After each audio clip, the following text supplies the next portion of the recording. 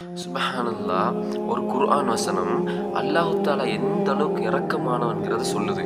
என்னோட சேர்ந்து நீங்களும் கொஞ்சம் இதை சிந்திச்சு பாருங்க. நீங்க உண்மையிலேயே பிரமிச்சு போவீங்க. உங்களோட வாயில இருந்து சுப்ஹானல்லாஹ் என்ற வார்த்தை உங்களை அறியாமலே வரும்.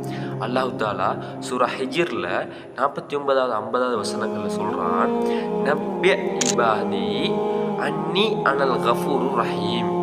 நல்லா அவதானிங்க. நப்பி இபாதி அன்னி அனல் கஃபூருர் ரஹீம். இந்த ரெண்டு வார்த்தை மோதானி நான் பின்னால சொல்லுவேன். அன்னி இந்த அல்லாஹ் தஆலா சொல்றான். இதோட அர்த்தம் நிச்சயமாக நான். திரும்ப சொல்றான் நான் அப்படின்னு சொல்றான். அப்ப ரெண்டு தரம் நான்ங்கிற வார்த்தையை பயன்படுத்திக்கிறான். திரும்ப அடுத்த வசனத்தை பாருங்க. வ அன்ன அதாபி ஹுவ அதாபுல் அலீம்.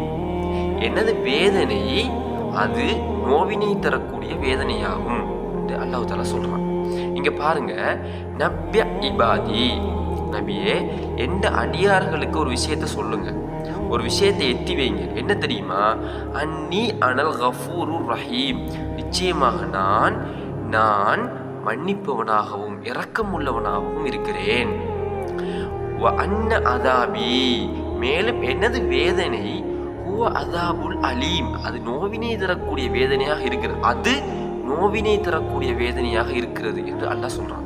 இந்த இடத்துல கொஞ்சம் அவதானிங்க.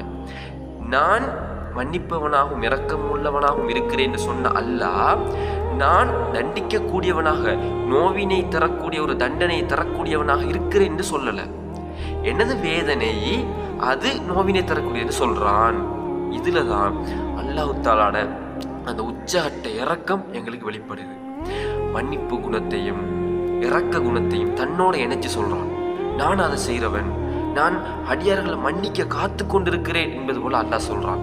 இந்த இடத்துல அன்னி அனல் கஃபூர் என்ற அர்த்தம் என்ன தெரியுமா? அதிகமாக மன்னிக்க கூடியவன்.